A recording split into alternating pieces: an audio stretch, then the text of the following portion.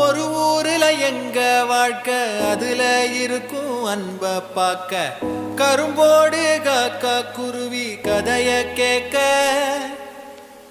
தலைமேல வானம் பார்க்க யார நாங்க கேள்வி கேட்க தலையாட்டி பொம்மை வாழ்க்கைதான். ஒரு குருவி கூடும் சிறு கவிதை பாடும் அடகளத்து மேடும் சின்ன வரப்ப தேடும் அந்த விளைஞ்ச காட்டுக்குள்ள வளைஞ்சு ஓட இந்த மனசும் ஏங்காதா.